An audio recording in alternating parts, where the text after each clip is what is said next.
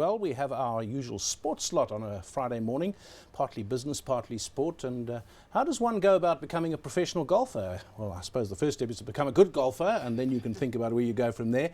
Dale Hayes and Ivano Ficalbi are with us in studio, and in our Cape Town studio is Brendan Barrat. Dale, let me start with you. And you watch the Ryder Cup as we did over the weekend, and you watch those wonderful majors, especially the Masters. It's just so beautiful, and the life of a professional golfer looks wonderful.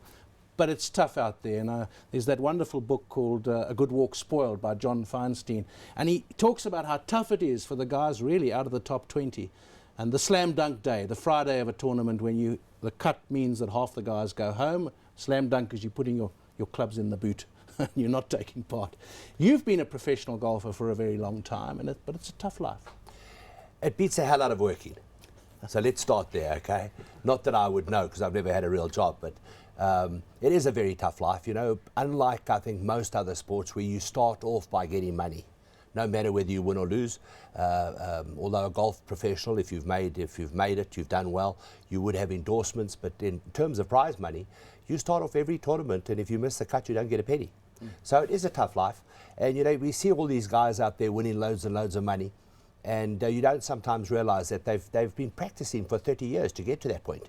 They've been practicing for 20 years to get to that point, or certainly for a very long time. Somebody like Rory McIlroy started playing golf, I think, when he was 3 or 4 years old. So it's taken a long time to get there. It's taken a lot of work to get there. And it takes a lot of work to stay there. And so it is a tough life. Traveling, being away from your family, being away from your children, being away from your friends is not easy.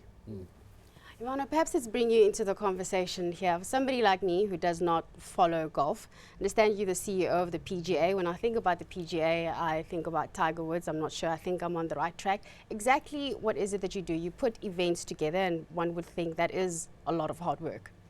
Okay, I think the clear difference is there are two professional bodies. There's the Sunshine Tour, and that's managed by Salwa Nathan and Grant Wilson. They run the events. The PGA of South Africa, we look after the professional who works in the golf industry. So your golf coach, your golf director, your club manager, those sort of things. So we as the PGA have a training program for people to go through to learn the golf industry, anything from coaching juniors to coaching your elite player to then managing golf clubs. And we have members who work in every different aspect of the game, from reps, selling golf equipment, to club fitters, to your best golf coaches. Yeah. Let's bring in Brendan Barrat, who's the editor of Complete Golf from Cape Town. Brendan, my impression is driving around Johannesburg, there are a couple of courses that are offering you breakfast plus your round. It looks as if these clubs are not operating at capacity. Golf is expensive. So I would say, course for course, South Africa's probably got the best golf courses in the world. Combine that with our weather, it really is amazing. And yet, is golf growing? Is it a boom sport? Yeah, I mean, David, it's hard to argue with that. That we've got incredible courses, we've got incredible weather, but I think we are seeing a bit of a decline at the moment with golf. It's one of the challenges we're facing, is to get more people to be interested in the game and to get out onto the courses and to play a bit more often. But yeah, I mean, that's 100% right by you. Yeah, Dale, becoming a golfer, becoming a professional golfer, and I've known a lot of amateur golfers who are really very good. And as we know, the margin for error in golf is so tiny. You could have 3 rounds of 64, and you get one bad hole on the 4th round, and that's it. You're gone. Now, all these very good amateur golfers, how easy is it for them to say, okay, I'm putting my hand up, I'm going to try it? Well, I want to give you an example of the difference. My father was a professional golfer. And my father always used to say to somebody who thought he was going to turn professional, if you can't average 66 or 67 every time you play on your home golf course, don't even consider it. Because add 2 shots for nerves, add 2 shots for the fact that you don't know the golf course, and your score's up to 70 already. And Tiger Woods and all these guys are shooting in the 60s every time they play on any golf course. So that kind of gives you an idea of how good you need to be. You need to be able to shoot 66 or 67 on your home course every time you play. Another example is the great old teacher, Harvey Pennick. Somebody came to him and said, Mr. Pennick, I'm nearly 50 years old. I want to go on the senior tour. I've made loads of cash, and I want to go play on the senior tour, and I'm a good golfer. Harvey Pennick said, I want you to go to the driving range. There's a guy on the driving range right now who's made loads of money. he's quite a good golfer, and he's also practicing to go on the senior tour. And the guy came back 5 minutes later and said, I get your point. The person on the practice team was Tom Kite. This guy said, I get your point, but I'd still like a golf lesson from you. You have no idea how good you have to be. You know, and I think to go to like the Nedbank Golf Challenge, to go to the South African Open and watch these guys play and practice, you can get some sort of a concept of just how good you have to be. You know, unfortunately, you have dads who kind of see, they see loads of money out there for their kids. Fond fathers. Yeah, and you know, they really have no idea how good you have to be. How many, Ivan, how many golfers are there? How many professionals are there in South Africa? How many of them make a good to pretty good living? Well, we got 570 members who work in the industry. I think the tour must have about 200 players, and I would say 50 of those make a decent living here, and about 10 make a decent living worldwide. Well, some make a very, very good living, like Ernie, for example, who's making loads of cash. Yeah. So it's a very difficult industry to to play in tournaments and compete at the highest level. Takes a big step up from amateur golf to professional golf, like Dale was saying, and it's you're not going to make a lot of money out of it unless you're really a good player. So Ivano, we're talking about guys that are really good. So if I'm thinking about starting at what I assume it's going to be amateur golf, what is it that I need to do, and how much is it going to cost me? Well, it varies. So if you want to get into golf, there's a lot of golf clubs that offer they call them bunny clinics for ladies to get used to the game. Generally, they introduce you to current ladies who play the game. Or men. Or men. Okay. Well, that's an issue I want to raise. Yeah. Well, I think if you want to start the game, it's best to go take some lessons. You can take that either in the form of an individual lesson. You can go to the club nearest to you, find the PGA professional there. You can either have one-off lessons or you can have a bunch of lessons, but it's probably best to do it in a group of people. You can take group lessons, and the pro will get you started from the basics to the full swing, to learning the game, explaining etiquette, the rules of the game, and eventually they'll take you out onto the golf course as well as a playing lesson. And then there's an introduction to the golf club, getting to know members, playing the game, getting a handicap. So it's a progression. It takes a while to do it. So average cost for that, if I'm thinking I want to start getting my lessons, I want to get my kit together, how much should I be budgeting for? You always hear golf is an expensive sport. So well, I think the change that's happening now is I think a lot of golf professionals are offering where you can take a bunch of lessons without having the equipment to start off with, because the equipment is the big fee. So I think a full starting pack, I think Dale would know better, it was probably about in excess of 10,000 Rand for all your equipment, your shoes and that kind of thing. A lesson package of 10 lessons was probably 1,500 Rand, I would imagine. Group lessons slightly cheaper. And then getting into joining a golf club, minimum 5,000-6,000 Rand annual fee. And then your green fees are anywhere between 100 and 200 Rand as a member of a golf club. Yep. Yeah. Brendan, bringing you in there, one thinks of making it easier, as you've said, as we've said here. And the golfers generally, everyone's looking for that little secret, that little extra something that'll enable them to make, I think it was Harvey Pennick who said the secret of golf is 4 shots into 3 or 5 shots into 4, I forget. So, I mean, the margin for error again. You run the magazine, everyone's looking for that little secret.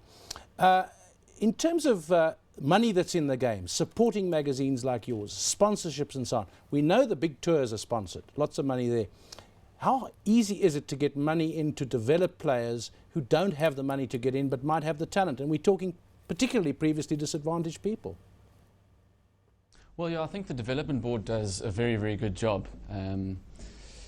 That is the challenge we have, is that a lot of the clubs will put money together and they'll have development courses and the guys will come and they'll play. But one of the problems we have is once they reach 18, they're outside, they fall outside the development board or the foundations that they're in, and then where do they go? They don't have the money to join the clubs or whatever. So we have got a couple of foundations where the guys can sort of prepare to turn professional, but it is one of the challenges we face.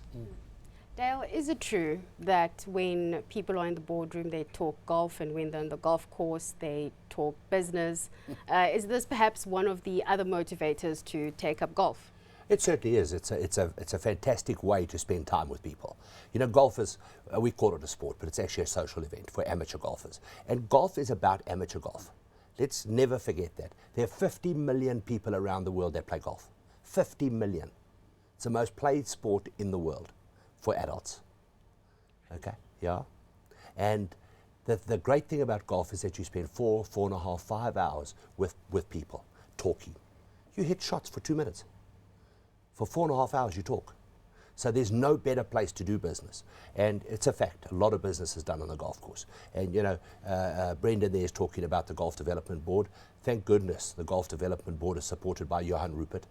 He really looks after golf in a wonderful way. He loves the game of golf and supports it incredibly well. And you know, getting back to the lessons and starting the game of golf, you know, it doesn't have to be that expensive. You know, you don't, as Ivano said, you don't have to buy golf clubs. You can go for lessons without having to buy all the golf clubs, without having to spend the 10,000 rand. And you can go and have a few lessons and get started and see if you like the game. And you know, anytime you like a lesson, as long as you don't tell my wife, okay, I'd love to spend time on the golf course with you. Golfers say that a lot. Golfers say that a lot, as long as you don't tell my wife. But a place that is very good at this is the Vodacom World of Golf, where you go, you can spend not a lot of money and have a meal and try the game out.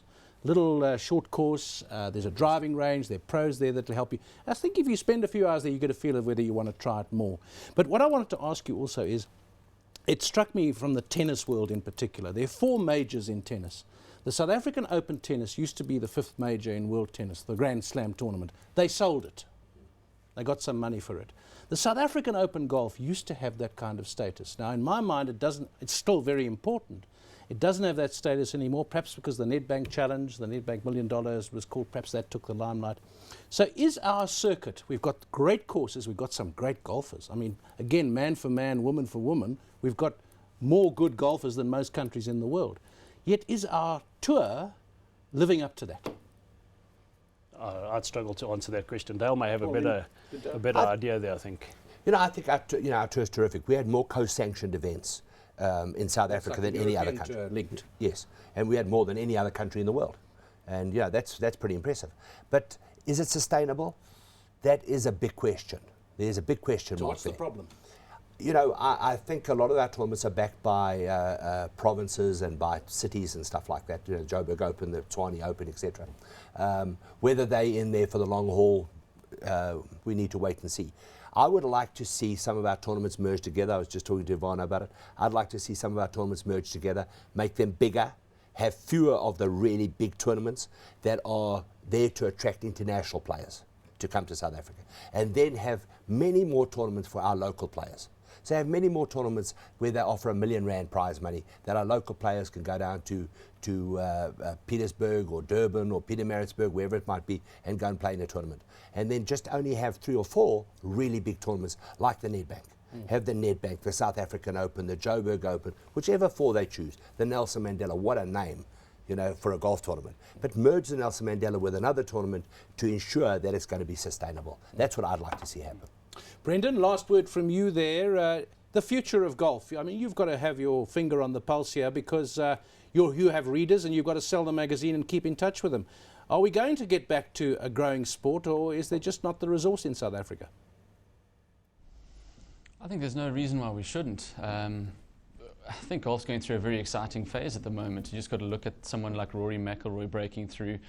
You look at some of the top South African players coming through, and I think once you see these guys out there and how much fun they're having and how much enjoyment it is, I think it inspires more people to want to play golf. So we do, as I said earlier, we do have the challenge of trying to get more people onto the golf course and trying to make golf a little easier and trying to make it a little less expensive and perhaps less time consuming. You know, people want to spend less time. They've got less time these days. They don't want to spend half a day on the weekend. They'd rather spend it with their families. But I think we've got everything in place, and you know, we're all working together to try and make sure that we can get more people to play golf. Yeah, I think time is an issue. It's a bit like the long lunch that you used to have. People say, I haven't got time for the long lunch. I haven't got time to play golf. Well, thanks to professional golfer Dale Hayes, Ivano Ficalbi, who's CEO of the PGA in South Africa, and Brendan Barrat. He's the editor of Complete Golf, and I think seeing I'm out of here at 10, I think I might just get in a few holes before lunch.